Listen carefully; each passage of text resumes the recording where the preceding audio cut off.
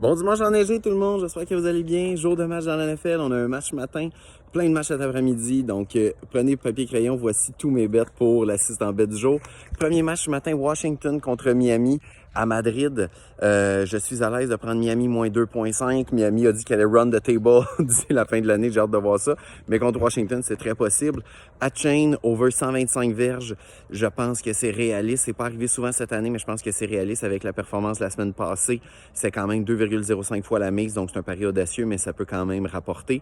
Sinon, du côté de Washington, Rodriguez a pris la tête des running backs dans les dernières semaines. Donc, je m'attends que ce soit lui qui soit le lead back. Et sa cote est à 40,5 verges au sol. Je pense que c'est un pari qui peut être intéressant, donc 40,5 verges. Caroline-Atlanta, je ne toucherai pas à ça. Je ne sais pas quoi m'attendre de ce match-là. Chicago-Minnesota, Minnesota est favori. Moi, je prendrais Chicago plus 2. Je prendrais under 48,5 points dans ce match-là. Je ne m'attends pas que J.J. McCarthy soit capable de mettre beaucoup de points sur le tableau. DeAndre Swift over 58,5 verges, c'est arrivé 3 fois sur 4.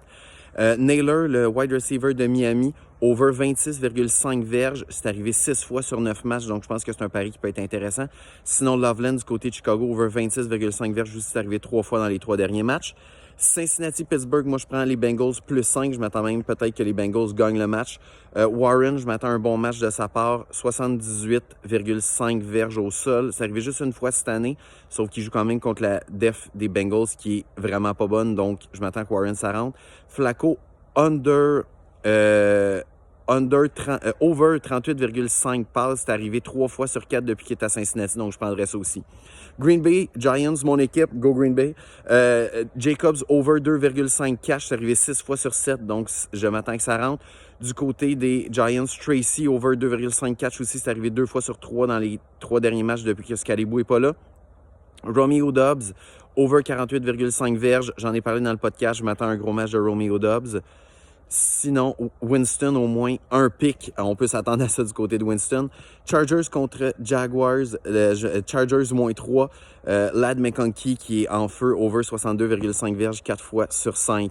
Tampa Bay Buffalo. Tampa Bay plus 5,5. Je ne sais pas si Tampa Bay va gagner, mais je m'attends à un match serré, donc je suis à l'aise de prendre Tampa Bay plus 5,5. Over 46,5 points. Je m'attends qu'il y ait beaucoup de points dans ce match-là. Emeka Egbuka over 57,5 verges, c'est arrivé 6 fois sur 8, il est revenu en santé. Moi, je m'attends à un gros match d'Egbuka. San Francisco, Arizona, San Francisco moins 3 et je m'attends à un under 48,5 points malgré le retour de Purdy. Je m'attends à un match défensif.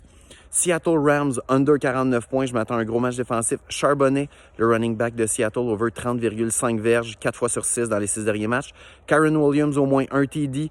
4 fois sur 5, c'est un pari qui est payant, c'est over 2 fois la mise. Smith-Njigba, je vais prendre le under 101,5 verges, je trouve que c'est très haut, je le sais qu'il l'a presque à chaque semaine.